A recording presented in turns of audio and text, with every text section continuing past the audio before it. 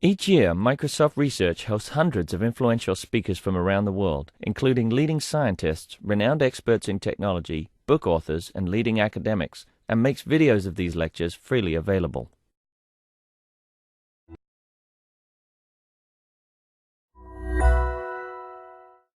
So thanks everybody for coming today. I'm very happy to welcome our visitor, Florian Zuliger, who is visiting us from the Technical University of Vienna. He's done a fair bit of work on bounds analysis, termination analysis, and more recently some work on providing feedback for programming education. Let's see, I think he did an internship here in 2009, so it's good to have him back and talking. So I'll let you take it from there. Okay, great. So thanks for coming to my talk. So it's actually going to be two talks, so 25 minutes each, so I try to keep it to that time. So the first one is going to be on static analysis for termination and computing bounds. And the second talk will be about the recent project on online education, where we try to give feedback on performance.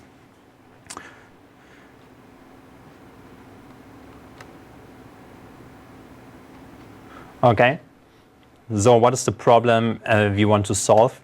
So we want to compute bounds. So bounds come in various forms. So we want, for example, to compute bounds on how often a single statement is visited inside some function. And you can ask the same question for multiple statements. So how often are they visited together? Or you can ask how often is a loop iterated. So this question is also very related to the complexity, computing the complexity of a function. So by bound here, we mean a symbolic expression. So we want to compute the bound in terms of the input to a function. So I'm not making this claim precise, but from a practical point of view, I claim that all these questions are very related and can be reduced to one each other. So why should you care? So there are like two main motivations for me. One is verification. So this is simply a more interesting problem than simply termination analysis. And so sometimes you want to verify that certain resource requirements are met, like for memory or bandwidth. So, but not just for verification. I also have the feeling that computing bounds is a helpful technique for debugging. So you can use bound techniques as a static profiler. So there have been papers on profiling recently where they want to compute like a function in terms of the inputs, how long it takes to execute a program, and this would be like a static technique which complements classical profilers. Also, you can think of these techniques as helping you to explore like unknown code. Okay, so then more from a technical point of view. So previous works on termination and bound analysis have been fairly complicated. You're using heavy machinery such as abstract interpretation, computer algebra tools, and software model checkers. And so now I've been working on this for quite a while and studying a lot of actual code. And I believe that so you don't always need to have this heavyweight machinery. So a goal of this project is now to come up with a simpler static analysis that is then more scalable and more predictable. So I now will jump right into some code examples and give you like a feeling for the kinds of bounds we want to compute. So here is the absolute easiest case. So where you have just two nested for loops. So the complexity is like quadratic. And on the left, you have the same program written as a while loop. And so here, you could apply simple pattern matching techniques to get this information. And now I will continue with loops where this simple technique will not work. So the easiest case is where you have inner loops which use either the same counter, like on the left loop you have the same counter I, so the overall complexity will be linear, and on the right you have a loop counter of the inner loop which is not reset in the outer loop, so the bound you get is also linear. So then things get more interesting if you have a loop which uses two counters. So here you see a loop which has a counter I and a counter j. And on one loop path, you're decrementing the one counter, and on the other loop path, the other counter. You see a question mark here. So the question mark always arises like somehow from the program logic, but it's not relevant for the termination of the loop. So we assume that's abstracted, and the question mark stands for non-determinism. So to make it more complicated is if you have such a loop where you, in the one branch, reset the counter of the other loop. So this somehow mimics a nested loop, but written in this form, it's only a single loop, and you get a quadratic loop bound. So now what is kind of new also in this project is that we consider counter increments instead of only counter resets. So on the slide before, you have seen that we take this variable j and we reset it to n. And here we are interested in if we simply increment that counter on a second branch, and that leads to an overall bound of 2n for executing that loop. So you can see this by asking yourself, so either I decrement I or I decrement j, and if I decrement I increment j. And this can only happen n times, and so you know that j, the variable j, is only incremented n times. It has 0 at the beginning, so you will get the bound 2n for this loop.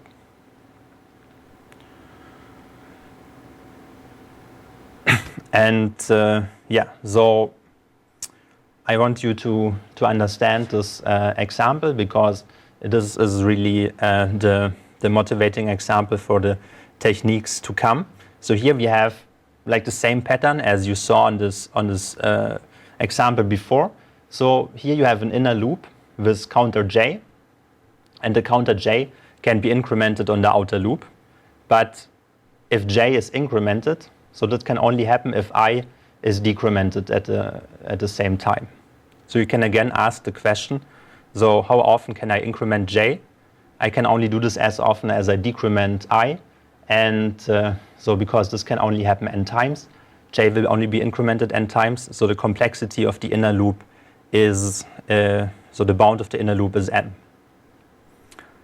And yeah, so these loops actually occur in practice, and we found them like in parsing routines, so somehow to give you a feeling what is happening.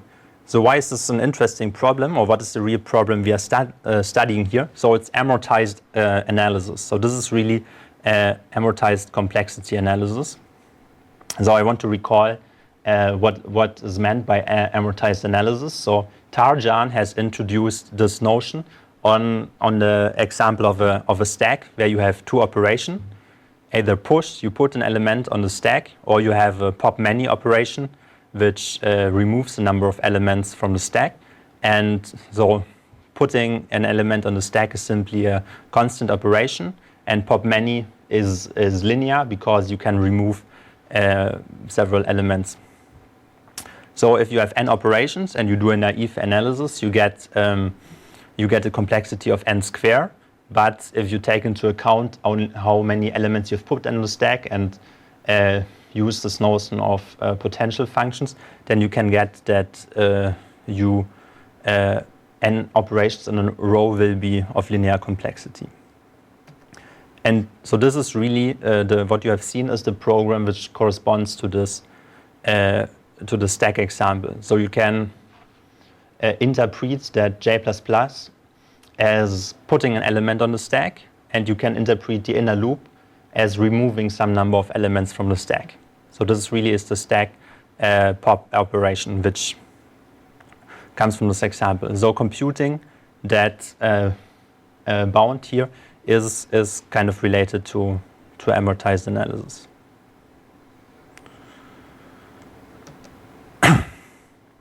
Yeah, and so this is the problem we want to solve.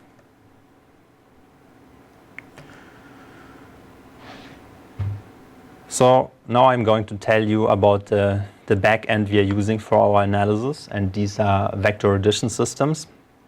And then we go on, and for vector addition systems we generate lexicographic ranking functions through show termination, and from then we compute bounds from these lexicographic ranking functions. So what are vector addition systems? So you can see a vector addition system here down on the right, where we have states. So the nodes are states of the vector addition system. So they correspond to the program locations in the program. And then we have transitions. So transitions connect variables. So the primed variables correspond to the next state. And so this transition should be read as that like the value of I is less than the old value of I, and for j the new value is smaller than the old value plus 1. And so in lossy, okay, so what does the lossy mean? So the lossy means that we have less than instead of inequality. So like the abstraction is that you can always lose values, but you cannot increase.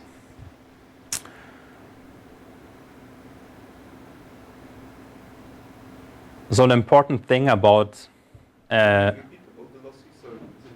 okay, so like the standard notion in vector addition systems is that you have an equality here. Okay. And so the lossy is something weaker, so where you replace all equalities by less than. Okay.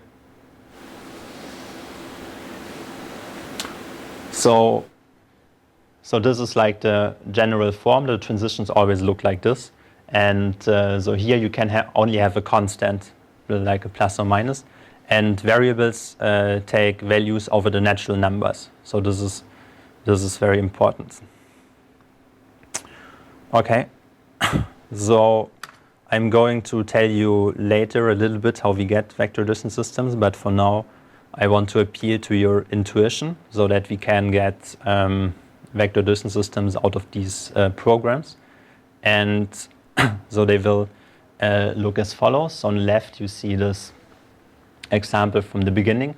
There we have two paths for going from the loop header back to the loop header. So there are two paths. On one path, we have that j is incremented, on the other is I is decremented. And so because we don't have equality, but only less than, but we can abstract them like this. So this will be a sound abstraction. And on the top, I have additionally added the initial values. So, but this is like the vector addition system we want to get for this program. So now we look at the next program where we additionally have the reset, and we are abstracting this reset as follows. So why is this a sound abstraction? So here you can see why we are using inequality instead of equality. So because we know, or in vector addition system, that variables are always positive. So because they take values in the natural numbers. And so I can have so j prime less than n by approximating equality by less than. And I can add plus j because j is always positive. So this is the reason why we need lossiness. So you might have noticed that this is in fact not a vector addition system because I have a variable here, but we are using kind of this extension of vector addition systems where we require that n is a constant throughout the program. So it is not allowed to change. Okay. So here we have the other program where we increment j on the second branch, and so we can simply model it like this. And then the third program, so the most interesting one, was this vector addition system which I showed you before, so plus the initial values. So let's understand why this corresponds to the program on the on the left. So we have this loop header of the outer loop. We have this loop header of the inner loop. So we have this one branch, the if branch, where we go back without visiting the inner loop. And the second, on the second branch, we visit the inner loop. And so this transition is the inner loop. Also actually this is an error, so this shouldn't be there. And yeah, and then we simply go back. So this is the abstraction for this program. So now the first step which we do during the analysis is we create lexicographic ranking functions. So all of these three programs which you see down there, they have this lexicographic ranking function ij. And so I don't need lexicographic ranking function in full generality. So I just repeat very shortly, so what is it, lexicographic ranking function for that case. So it means that either the variable I is decreased when we take a transition, or the variable j is decreased and I is not increased. So these are the two conditions which I need, and they ensure termination, because either I gets smaller or I is not increased, but then at least j is decreased. And so these both conditions ensure that we will terminate. And you can see so that this holds for all the three systems, because on this transition on the right, so for each of the transition systems here, you will see that I decreases. And on the second transition, you see that I is not increased, but j is decreased. On the first transition, we might increase j, so which is allowed. And so we will use this information shortly to compute a bounds by how much it is increased. But so this ensures that we will terminate. And so to compute lexicographic ranking functions, we are doing something very simple, which we found to be sufficient for our analysis in practice. And so what we will do is this simple algorithm. So we will look for a variable that decreases on one transition and it is not decreasing or not increasing on any other transition. So this would be the variable I, for example. So then we take this variable and make it the first component of the lexicographic ranking function, and then we remove this transition. So on that transition, I is decreasing. On the other transition, it's not increasing, so we can make it the first component of the lexicographic ranking function, and then we simply repeat. So now we have one transition left. So there we now pick the variable j, and then append it to the lexicographic ranking function. We remove the transition, so there's no transition left, and we are done.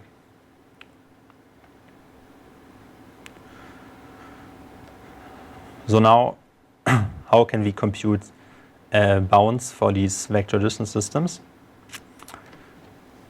So the idea for computing bounds is stated by these two expressions. So the important idea of this lexicographic ranking function is that we have, for each transition, we have one component in the lexicographic ranking function. So we now and we will use this information for computing bounds. So the transition T1, so which I marked in blue, the left one, is associated to the component I. So I is the first component in the lexicographic ranking function. So if we want to compute now how often this transition can be executed, we simply have to take the initial value of I. Why is that? So we know that on this transition, I is decreased, and no other transition can increase I. So this means we can exactly execute the initial value often. So now for the second transition, so how often can this transition be executed? So it can also be executed how often the initial value is, of course. But then also the first transition might have increased this, variable I. So we have to add how often this variable can be increased and by how much. So this is what we're doing with the second expression. So we're adding how often it is increased and by how much. That's the update expression. And so the good thing is that we already know how often this increase can be done, because this increase is on a transition which we have already computed. So this process can be repeated. So this is a recursive formula actually, and so this can be extended to any number of transitions. And so the nice thing here, which I like, is that you're relying on the termination proof to ensure that this process terminates, because the termination proof gives you an order on the transitions, so which ensures that there's no cyclicity here. Can I ask a quick question? Yes. So it seems to me that in the previous slide you introduced a heuristic for selecting the lexicographic order you pick. So it's a greedy algorithm. Yeah. So we're just taking any we find. And in this case, the actual bounds you get are dependent on Exactly. the order you selected. So in theory, there could be multiple orders, which Yes. could lead to multiple different bounds. Yes. Some of which might be better than others. Exactly. Do you have any idea? I mean, does it seem to make a difference in practice, or? So yeah, it's a great observation. So in practice, it's rarely the case that you have more than one. So this is why it works. So there are sometimes, I looked for this because I wanted to know.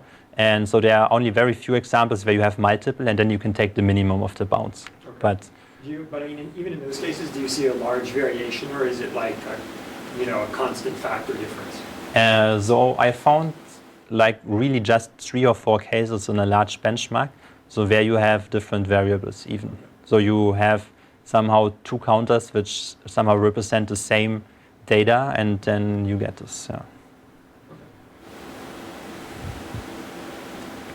Okay, so here these are the update expressions, so which are for your convenience marked here also in red.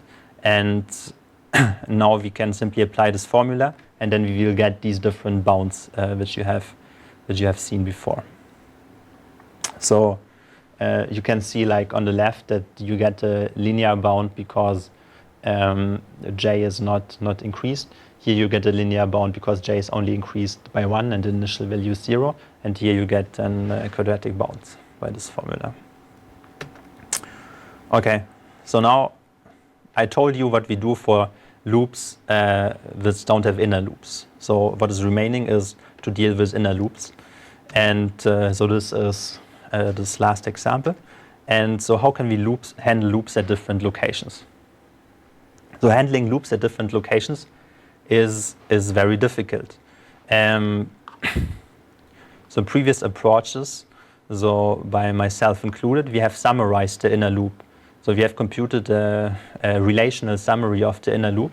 And so this is already very hard in general. And we even needed disjunctive summaries of inner loops. And so I wanted to do something different. And so the PhD student had this idea that we simply merge the inner and the outer loops. So when he told me this the first time, I thought, you cannot do this. So what is the semantics? What is the semantics of this? And so you see what has happened. So we have taken this inner loop and we have simply attached it up there. And then we have the same transition here. And then we have just for this left box, we have just concatenated the path.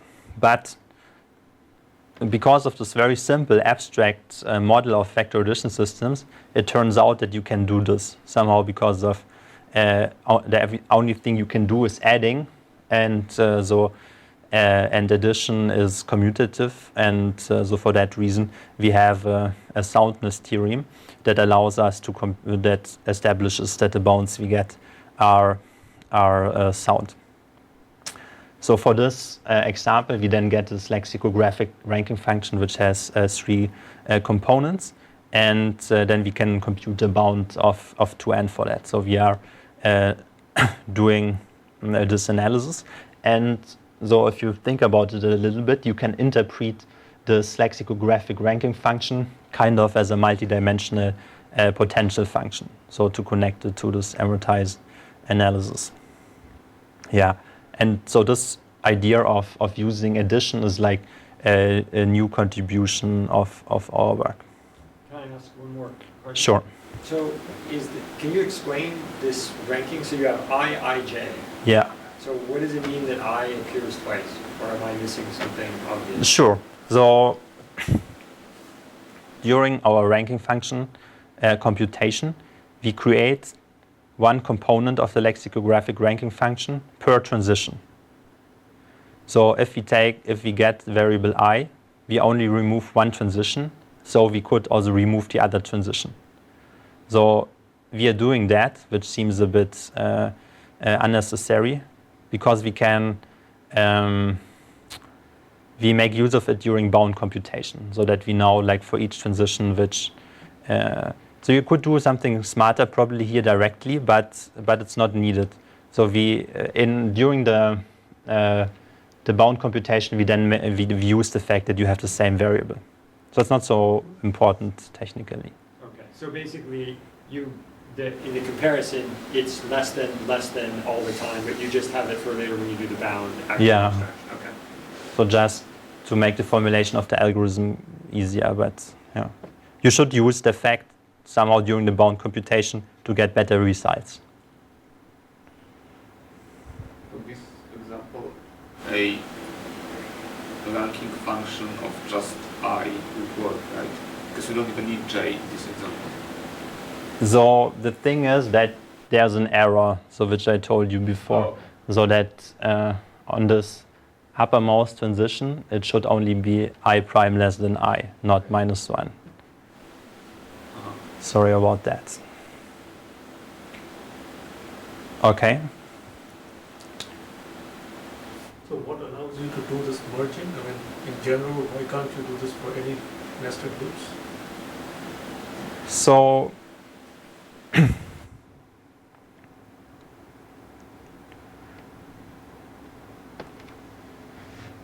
we have a soundness claim for vector addition systems and for our bound algorithm.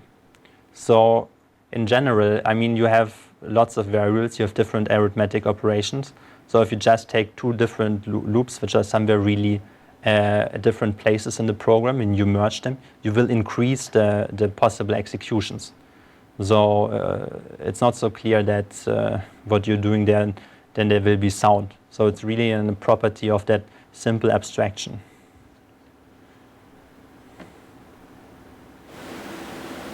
Sound meaning you don't even increase the set of behaviors.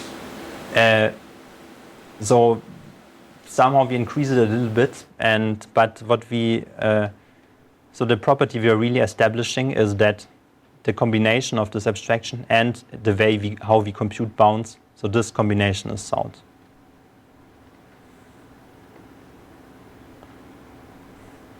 Yeah, so I can tell you more afterwards, so if you're interested. And okay, so what is important to say is that so what are vector addition system variables?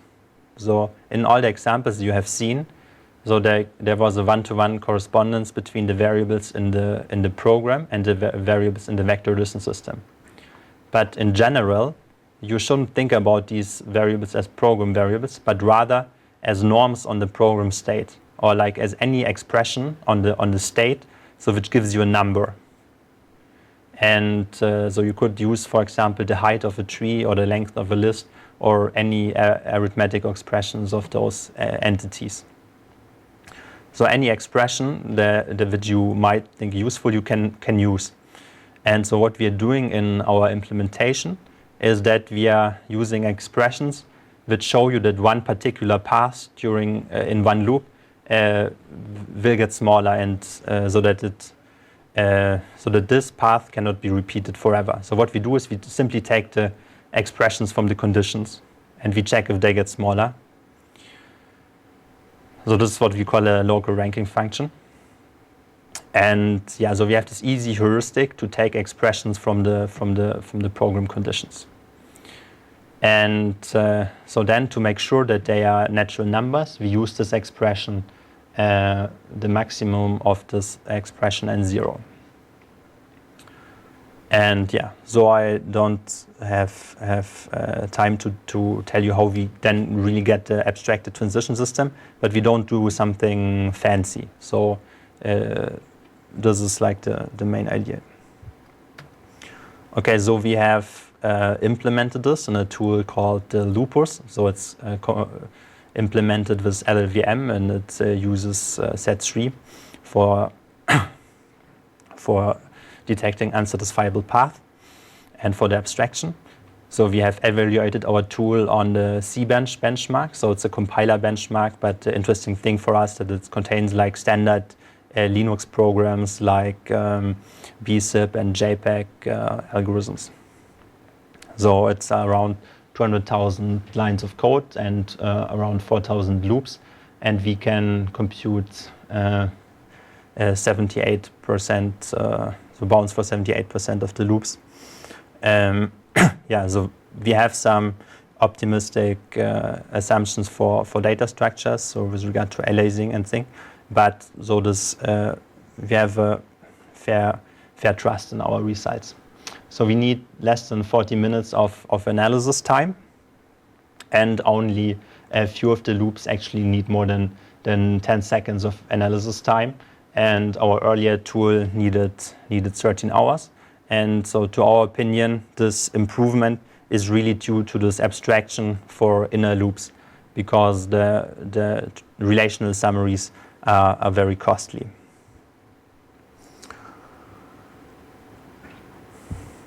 Okay, so then. How do you verify if your bounds are high enough? Do you really go and inspect? So this is a question which we still cannot answer satisfactorily. So what we plan to do sometime is this benchmark comes with test cases. So we could run the test cases and see if and count the number of loop iterations and then compare these. So, but at the moment I can't say anything more that we looked at a sample of them and yeah, did what we can. What about the cases that you couldn't compute the bounds? Those were mostly loops that were not terminating in principle? Or? So I have a slide on this, so let me look it up.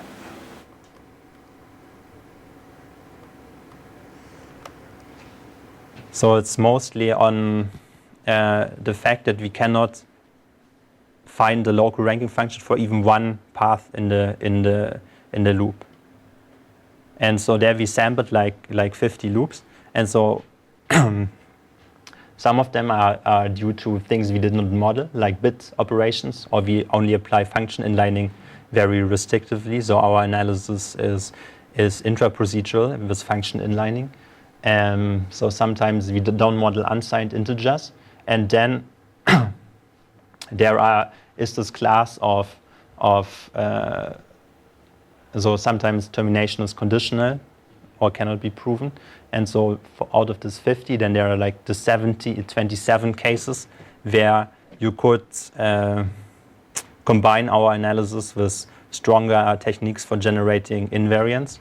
So we consider this a problem which is orthogonal to what we are doing, because there's no general reason why our techniques do not work. So if we would have that knowledge about the stronger arithmetical invariants. So when you summarize these two, do you do it intra-procedurally or do you actually do it inter-procedurally? Sorry? When you compute the bound of a given loop, Yeah. do you consider procedure calls inside the loop, or do you abstract them somehow as? Yeah, so we abstract them. So either we inline them or we abstract them. And so if there's a function which is like handling a global variable, then we might even be unsound there. Yeah.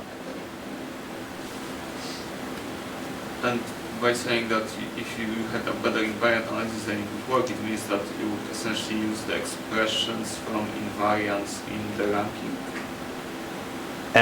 So that depends. I mean, sometimes you need that like an expression is bounded from below. So then we would use this expression, but otherwise you know that. But then you want to know that like if you have x equals x plus n, then you want to know that n is positive, so that you know x is going up. Okay. So that's like another case where you need invariants.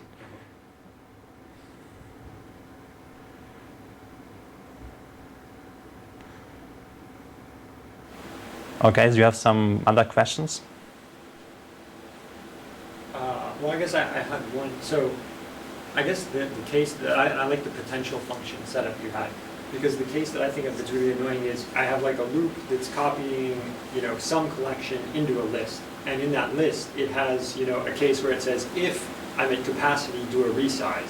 So in the outer loop, it looks linear, and it is in practice.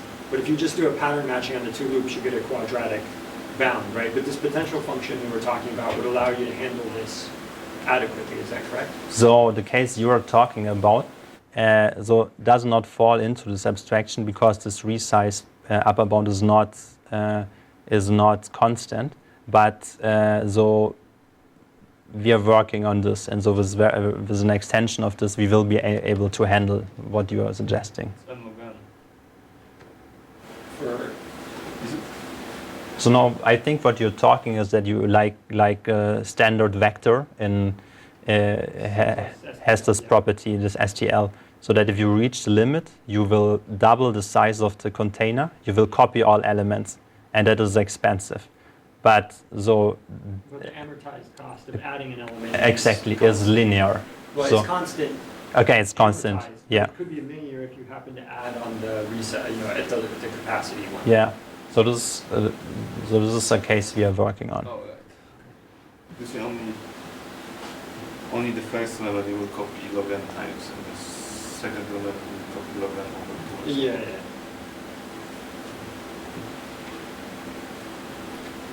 Okay. So then I'll continue with the second talk. Okay. So this talk is about online education. So I guess you are familiar with the Packs for Fun project, and so Packs for Fun is helping you to complete a programming assignment. So it's giving you feedback, and so in Packs for Fun and in the related research projects, the main focus has been on functional correctness. So we set out to study performance problems in these programming assignments. And so we assume functionally correct programs for a start. So in order to motivate the techniques, I will first tell you about our observations from the Packs for Fun data. So if you have a given problem which students have to solve, there's typically a small number of different strategies how to solve these problems. And so by strategy, I mean somehow the global high-level insight of the student how to solve this problem. And these strategies, they require different feedback. So I will give you an example then on the next slide. However, the same strategy can have myriads of different implementations. And so by implementation, I mean like the low-level choices, like the programming contracts they use.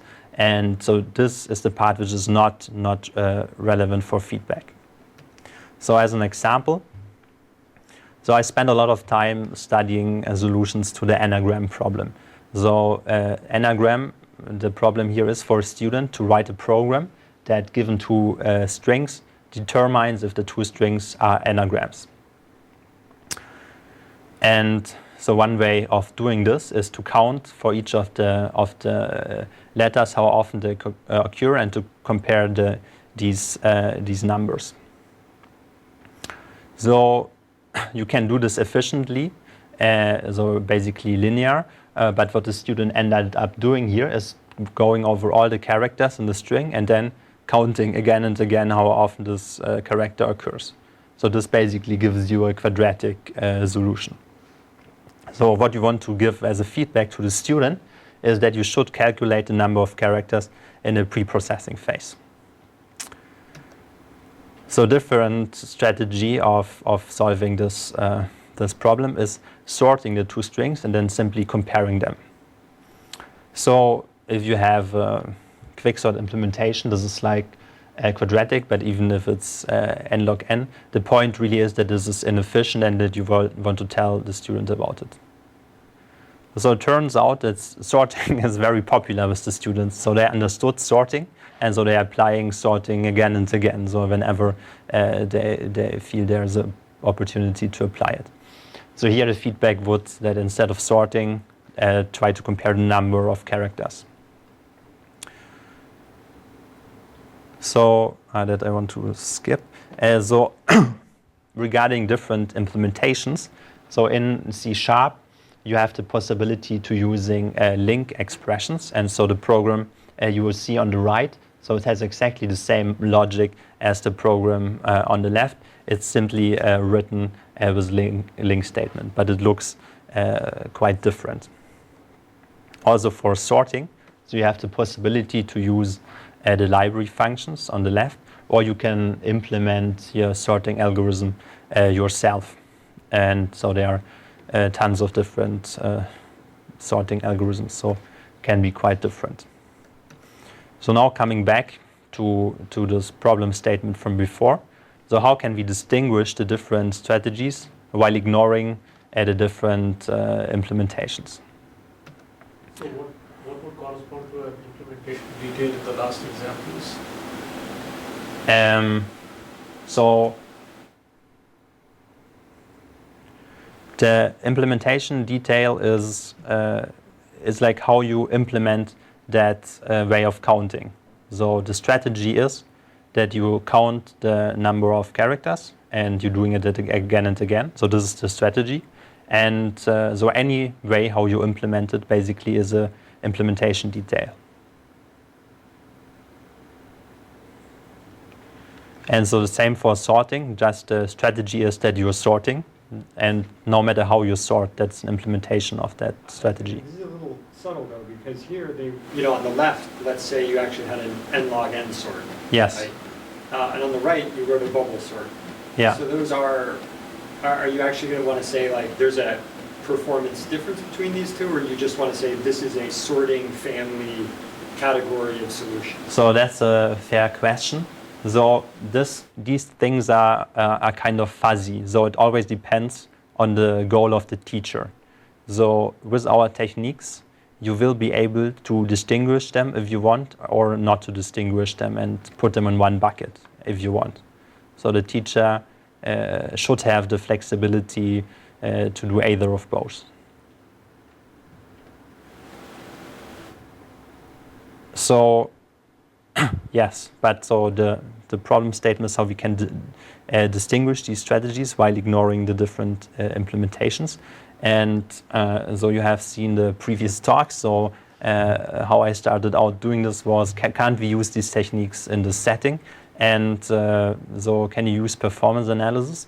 And so for the motivated by the examples you just saw, so it will not be sufficient for what we want to achieve, because the same different strategies can have the same complexity, and you will not be able to distinguish them by performance analysis. So you can have two quadratic strategies. So this also applies to dynamic approaches of just measuring the performance. So this also might not help you. So another approach, this is very popular in online education and pursued by many people, is machine learning. And machine learning relies on recognizing syntactic patterns in the solution. And we feel, so we have not tried it, that for this domain, so there are too many programming constructs, and you will not easily be able to distinguish them. So we then came up with something different. And so what we ended up doing is we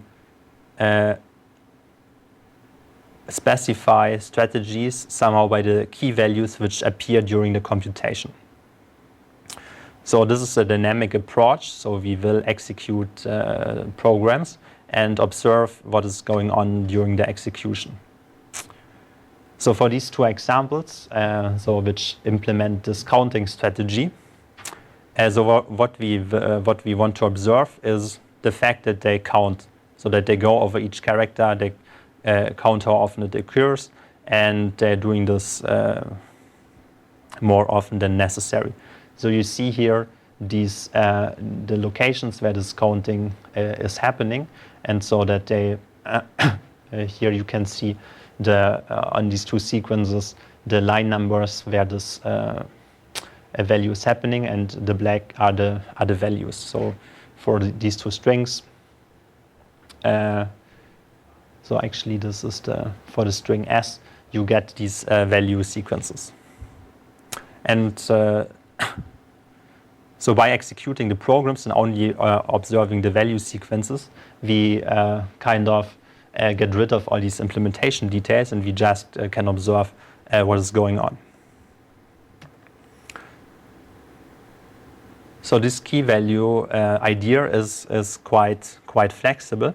So it allows, for example, to see that the student is sorting in a very simple fashion. So we just have to observe at some point of time we see a sorted string during the execution. So the key value here simply would be this observing the sorted string. Okay, so what will we do? So I will sketch now the methodology of our approach. So the student provides an implementation. So this is what you have seen. And then there will be a teacher, and the teacher will write a specification, and the teacher will provide the test inputs, so to execute the program.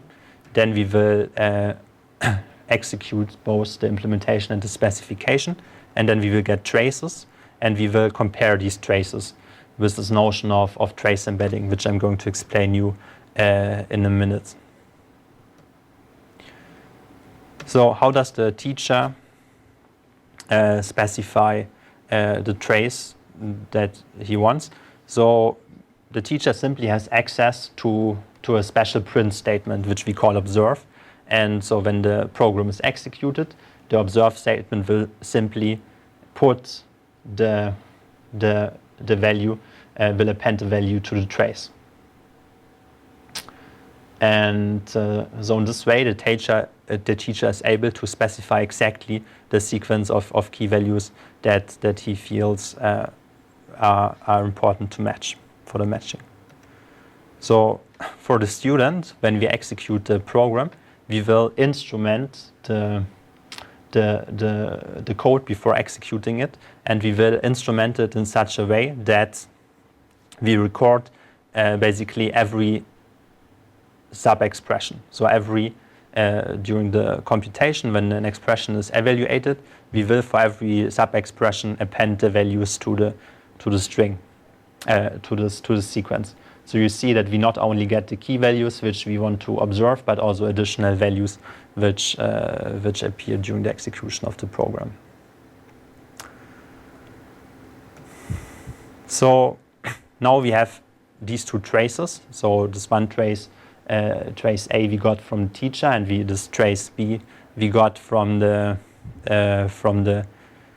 student, and now we want to match them. So the central notion of this approach is the notion of trace embedding. So the notion of trace embedding, so this determines whether this is a match or not.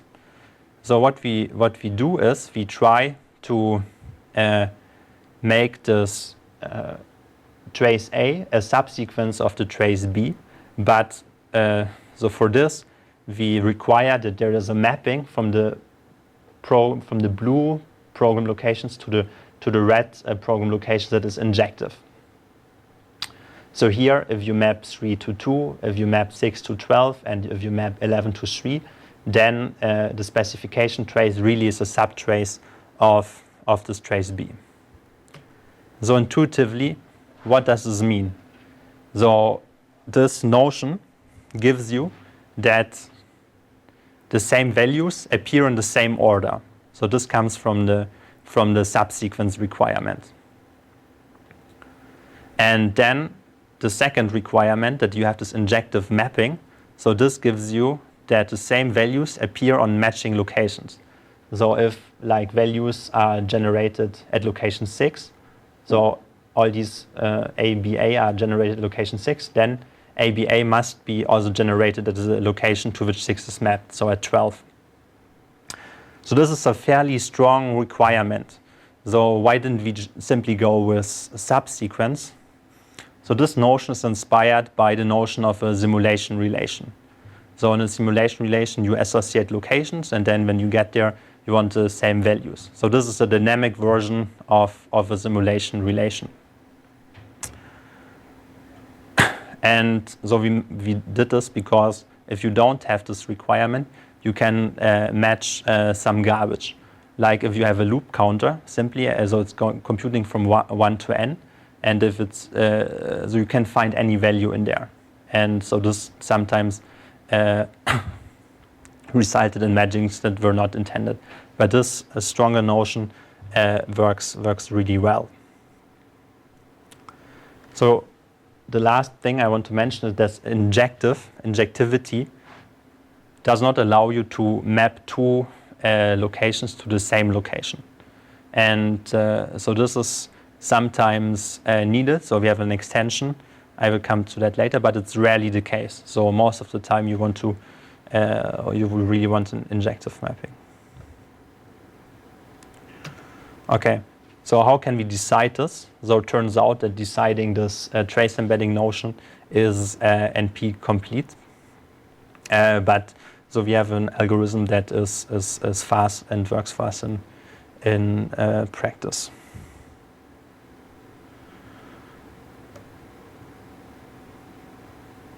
Yeah, so I will skip the algorithm. So how do we imagine this technology to be used? So we have the student, so the student is writing an implementation, and then we have the teacher, so the teacher maintains a set of specifications. So there are specifications for inefficient implementations, and there are specifications for efficient implementations, and I will come to them in a minute. But so for now, if the student writes an implementation, it's matched against this set of specifications. So if there's a match, the student will be provided the feedback. And if it's efficient, the student will be informed that he has done a good job. And if there is no match, then the teacher will be notified that there is no feedback at the moment. And then the teacher can provide a new specification. So this is how it could be used on Packs for Fun, for example. Yeah. So now coming back to the specifications. So one interesting detail is also that the subsequence requirement. So the subsequence requirement allows us to do partial matchings. So in these two counting specifications, so you have the implementation on the left, so where the implementation will return false as soon as it detects that there's like a different number of number of characters. And on the right, you have this as-all statement. So I actually do not know for sure if it exits early or not, but let's assume that it goes overall. It compares all numbers of strings. And so you have now two versions, so where we break early or not. And by having the subsequence requirement, so a specification, which is also partial, will match both of them. So this is quite convenient. So to be able to handle these two cases in one specification.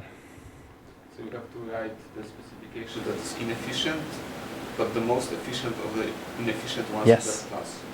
Yeah. Yeah. That's so you can also do like a bit some other things, but we should discuss this offline. So yeah, that's what I said. And so in contrast to this, so with efficient specifications, we want to be more careful. So for efficient specifications, we will have a coverage criterion, and the coverage criterion says that every loop should have a location that is matched. So to be sure that there is no loop which doesn't have a location to which we match, so we don't get it. And the second requirement, which can be specified by the teacher, is that if you add this notifier full to the observed statement, that then for this particular location, you don't want to have a subtrace, but a trace equality. So by this, you make sure that there's no additional stuff going on. So you could use this also like in this case, if you want to ensure that everything is matched. So this is what you could do. And because this forces you, so like full, this full notifier and this coverage criterion, they really require you to match every loop. And so in order to make it more convenient, we provide like a special cover statement which allows to match loops with a specified number of iterations. So this is an efficient specification. So let's understand what is going on. So in an efficient specification, you count for both strings the number of characters. So you store, you set up an array with 26, size 26, so for every letter, and then you go over the string.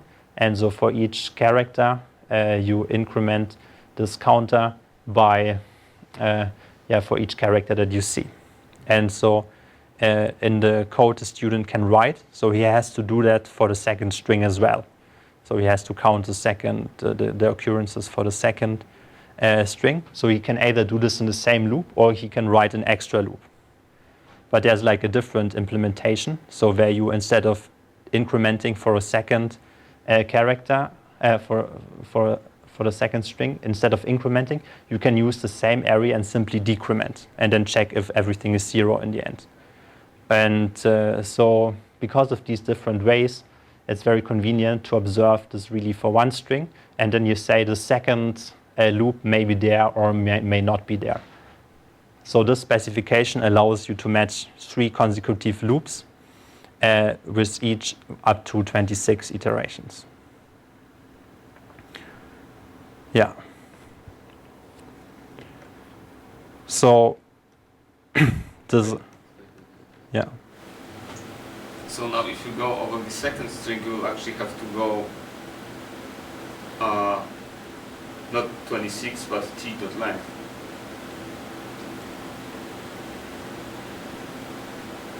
Yes, you're right. So I made a mistake there. So you should then add for this 26.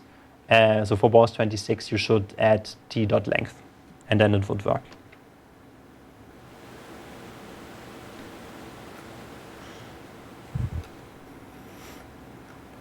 Okay, so now I want to come to some extensions, and so you have seen the core idea, and so we provide some additional constructs. So one challenge is how to deal with library functions. So you have again the counting strategy of the student, and now he has implemented counting by using the split function. So what should we do about it? So for library functions, you can either go into the implementation of the library function, but it might not always be available, and you might not want to do it. So what we do is we make, if we see that the library function is called, we make that a value. So we record that this library function has been called and with what values.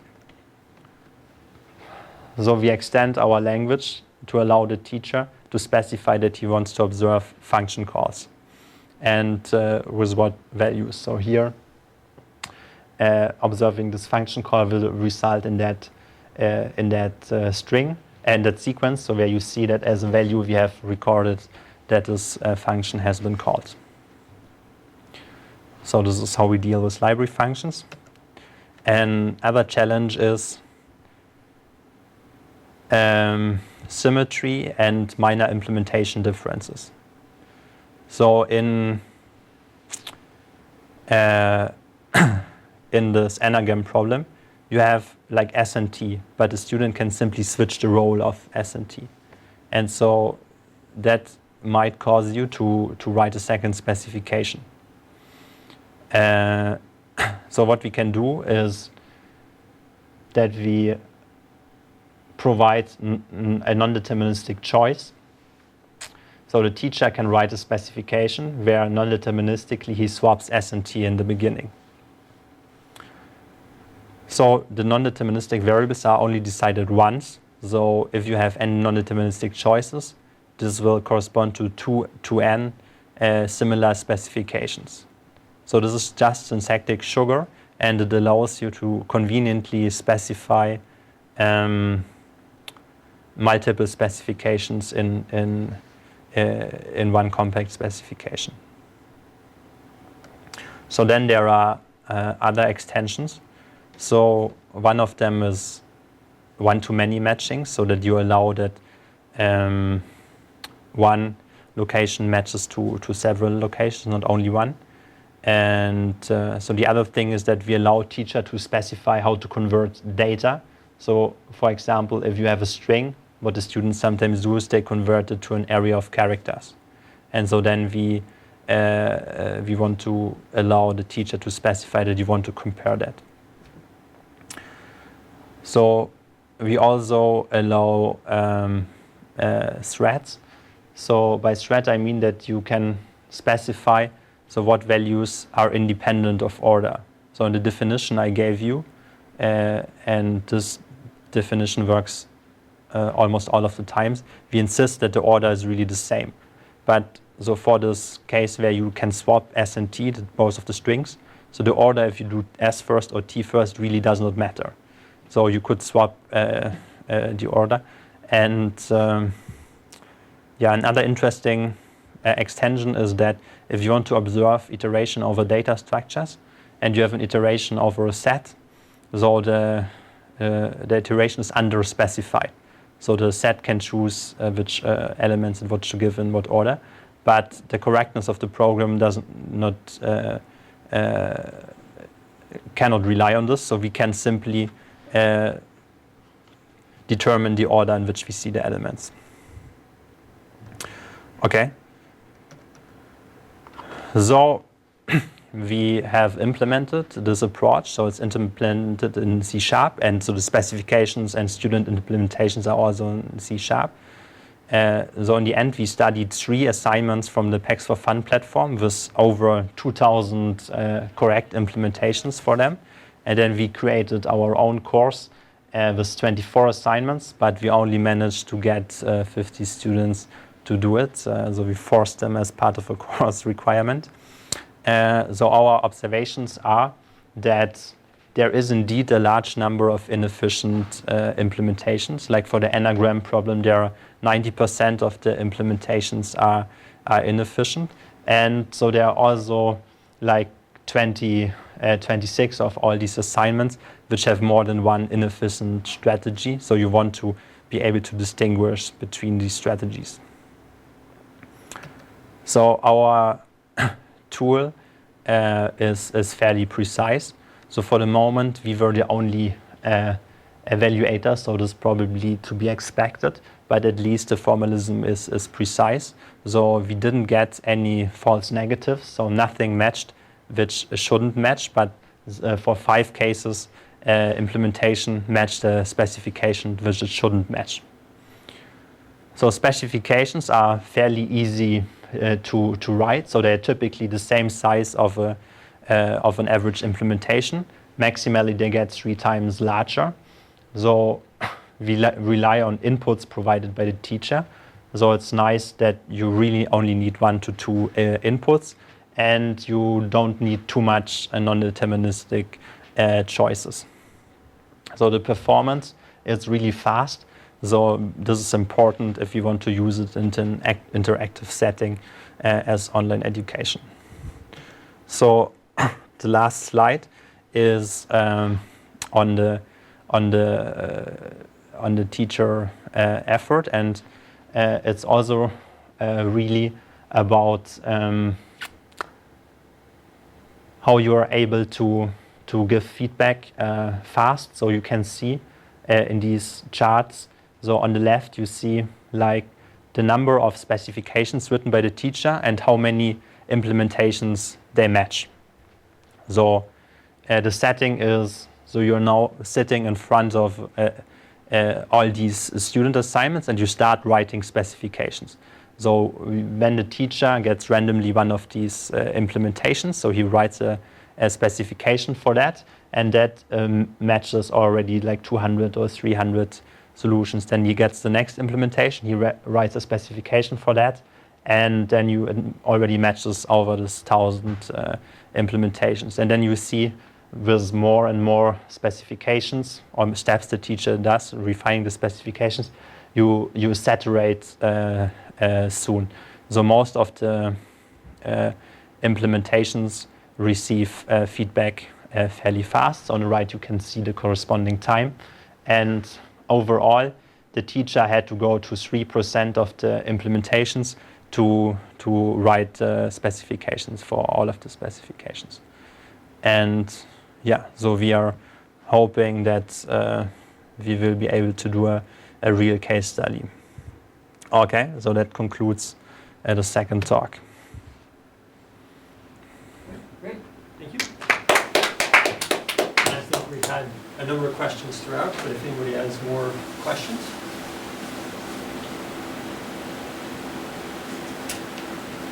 So when the teacher writes the specification, how do they know that they only matched the solutions that they wanted to match and not some additional ones they don't make any day? Yeah, so this is an issue. So for that, our notion of trace embedding is fairly prohibitive. So as I tried to motivate, so it's really strong, and so if the teacher should take care there. So then the other thing is the setting. So if the students, they could have a button, so where they could say like wrong specification or like answer doesn't make sense. So that that will help if the student get a worse grade, no? But if they get a better grade, they probably wouldn't complain. But yeah, so these are my answers to that.